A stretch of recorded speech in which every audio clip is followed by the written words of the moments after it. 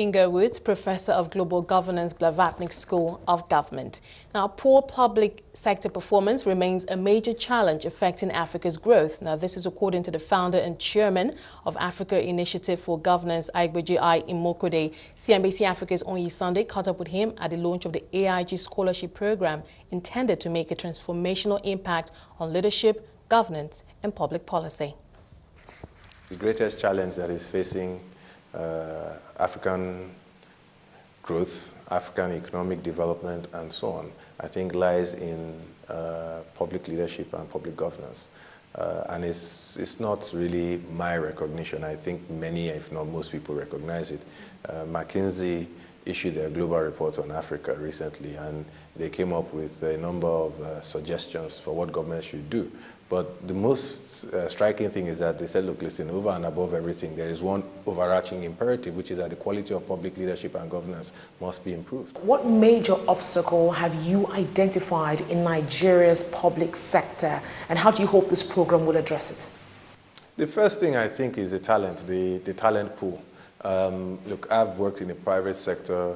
I've seen corporate Africa come of age, so to speak. I've seen Nigerian banks and banks in other parts of sub-Saharan Africa grow and become, really admired competitors when compared to global comparisons. Look at MTN. MTN is, one of the largest telecoms companies in the world. So corporate Africa is coming of age. And what lies behind it? It's talent. It's all about the fact that, Africans, Nigerians, for example, are very talented intellectually. You go to the best business schools and you see, a greater percentage of the foreign students coming from one country, Nigeria, and so on. And then they go back or they don't even come back. They go into GE or they go into Microsoft and they do great things there, okay? Or they go into foreign governments, okay? But look at this. I don't know the percentage of these high potential talents that are coming home to serve their countries is very, very minute. Why? Because why would I want to work in a public sector role when I know that the very fact that I represent high potential is a threat to the system, okay? And then beyond that, by the way, that's not different from the private sector, but private sector organizations have leadership that understands that the only way to excel is to get this talent. So you have to do what you have to do, okay, to encourage them, and make them stay. You understand? And that's what differentiates a great company from the average, or even, if you like, the mediocre companies. So essentially, it's about creating the enabling environment for great talent to come and work for the public sector. And in most environments, but more so in developing countries, the role of public policy, the role of public leadership in terms of economic growth and economic development is far greater than the role of the private sector. I'm not talking now about creating jobs. I'm saying the impact of policy on creating jobs. Even though I, as a private sector entrepreneur, okay, can come up with an idea, okay, that can create 2 million jobs, right, with the stroke of a pen, right, one person in the public sector can destroy that dream. Do you understand my point? So that's where the power really is, in terms of changing a nation. Having understood the problems in Nigeria's public sector, what difference do you think the few people who undertake the scholarship program make in Nigeria's public space?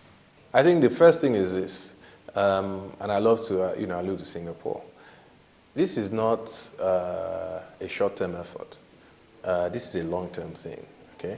And, I think we will begin to see the benefits after 10 years.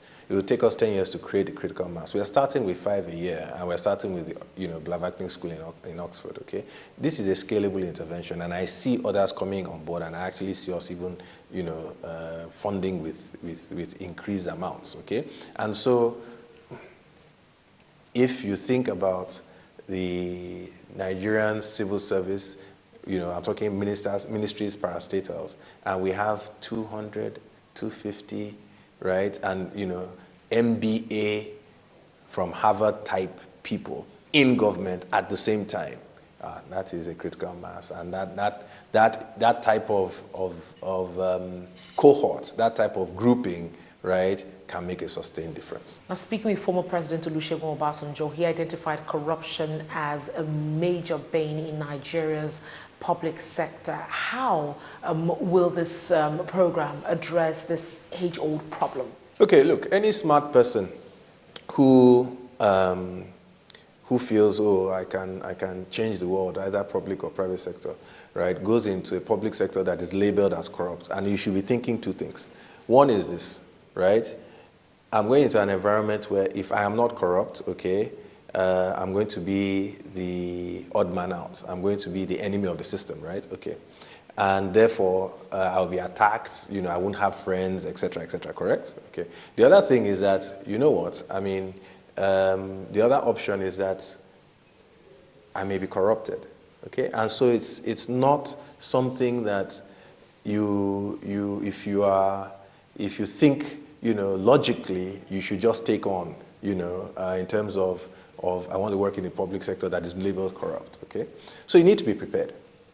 And you need to be prepared to lead, you need to be prepared to have the steel and to have the courage, okay, to tackle corruption. And you need to know you're not alone, okay? Which is why we have mentorships, all right?